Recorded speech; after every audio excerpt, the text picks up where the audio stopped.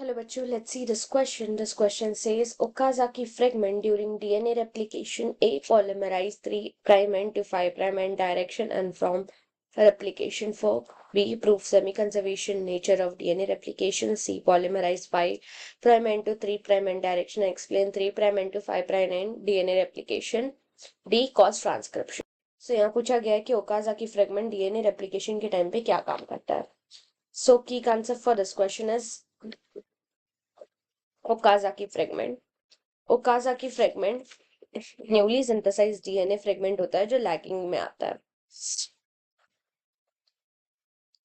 कि fragment newly synthesised DNA fragment होता है जो लैगिंग में आता है और ये क्या करता है उसके अंदर स्मॉल सेगमेंट बनाता है. So newly synthesised DNA fragment.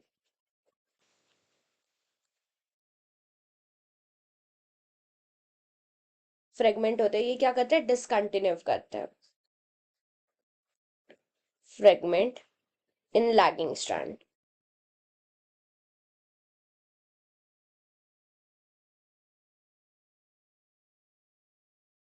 अब ये लैगिंग स्ट्रैंड होता है 5' एंड से 3' एंड तक और ये डिसकंटिन्यूअस होता है.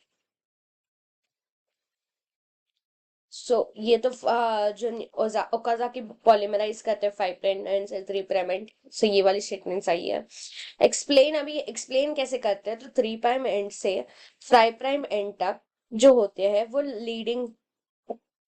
लीडिंग स्ट्रैंड होता है. इसके अंदर कोई भी ब्रेक नहीं होने की वजह से इसके कोई छोटे सेगमेंट्स नहीं बनते और यहाँ पे रेप्लिकेशन कंटिन्यू होता है. यहाँ पे लाइक फॉस्फोडाइलेटर डीएनए पॉलीमरेज एंजाइम लगता है पूरी तरीके से और इसका एक कंटिन्यूअस रेप्लिकेशन बनता है. तो ये एक्सप्लेन करता है डीएनए रेप्लिकेशन 3' से 5' तक. तो यहाँ पे डिसकंटिन्यू कर देता है ये लैगिंग में लेकिन लीडिंग में ये कंटिन्यू करता है. तो यहाँ पे पॉलीमराइज भी कर रहा है ये. अब ये 3' से 5' को पॉलीमराइज करता ही नहीं है और एप्लीकेशन फोक भी नहीं बनाता तो ये गलत है. सेमी कंजर्वेशन का और ओकाजाकी का यहाँ पे मतलब नहीं है. ट्रांसक्रिप्शन तो इसकी वजह से नहीं होता.